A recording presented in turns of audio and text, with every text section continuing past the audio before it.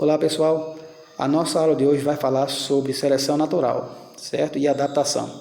Eu estou desenhando aqui alguns tentilhões, que são pássaros que Darwin estudou, né, quando ele esteve na ilha de Galápagos. Inclusive ele também esteve aqui na América do Sul fazendo seus estudos sobre a teoria da evolução, certo? Então ele concluiu que esses pássaros, né, pertencentes ao mesmo gênero, né, mas várias espécies diferentes, e eles tinham particularidades bastante intrínsecas, né, como os bicos, né, cada bico sendo exigido, né, pelo ambiente para determinado tipo de alimento. A gente vê aqui esse primeiro desenho, um bico bastante robusto, né, e eu vou colocar aqui pelo menos mais uns dois, para que vocês entendam esse processo de seleção natural, tá certo? Já esse outro aqui que eu estou desenhando, ele tem um bico muito fino, certo? Um biquinho fininho. E também há um propósito para que esse pássaro, né, seja selecionado com essa variação no formato do bico, porque isso tem a ver com o seu alimento, o seu tipo de alimento, tá certo? E temos finalmente esse outro aqui, que tem um bico bastante curvo, certo? E essa curvatura no bico também tem a sua respectiva finalidade. Então, ao observar isso, Darwin concluiu que esses processos de mudança, a partir de um ancestral comum, foram exigências adaptativas, certo? A novos nichos de alimentação, certo? A novas situações que foram, de certa forma, forçadas. E esse tipo de acontecimento acaba selecionando características que são imprescindíveis à manutenção da vida e, portanto, à perpetuação dessas espécies, tá certo? Eu estou colocando aqui ao lado de cada desenho, né, os respectivos alimentos. Como esse pássaro tem um bico muito robusto, né, ele come grãos e sementes muito duras. Já esse outro, né, se adaptou a pegar vermes e insetos, certo? É um tipo de pássaro, né, que tem essa dieta insetívora, tá certo? Então o bico assim pontudo, né, semelhante ao de pica-pau, tem essa função de pegar cupins e outras criaturas, certo? Com essa consistência, com essa natureza. Já esse outro, do bico curvo, né, é um nectívoro, né? O bico curvo justamente é para se adaptar, né, à própria silhueta, à própria curvatura das flores, né?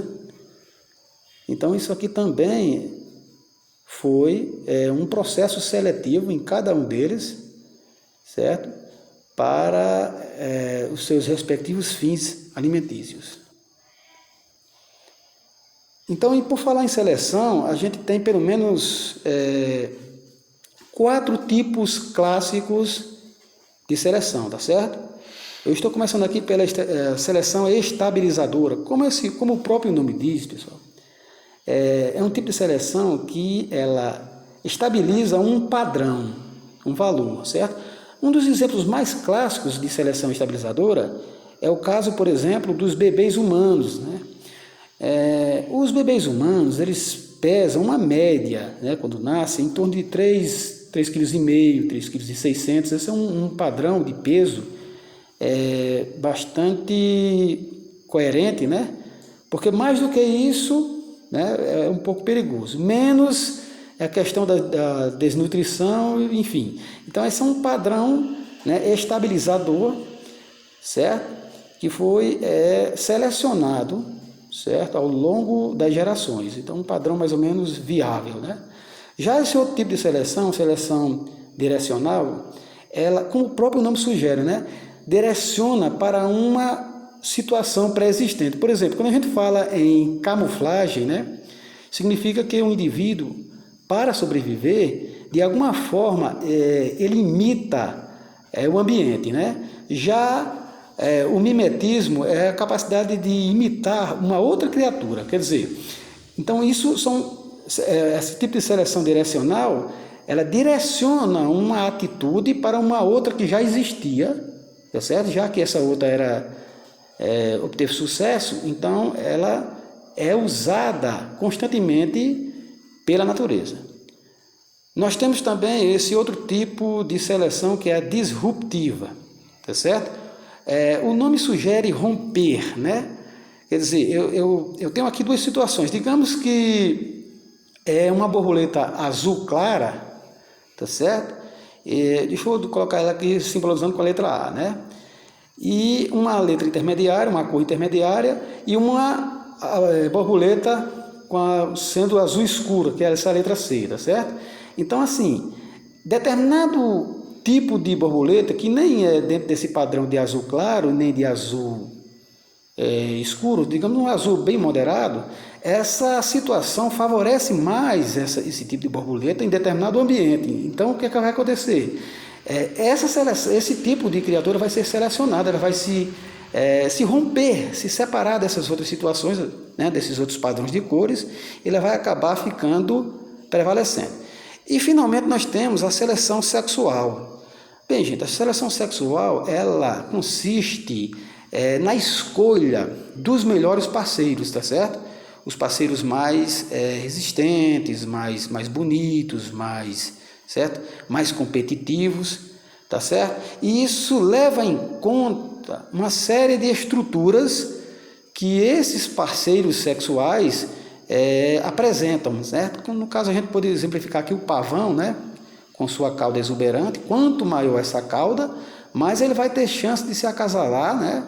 Com as parceiras, né? Tá ok? E nós temos também essa situação aqui, que é a competitividade, tá certo?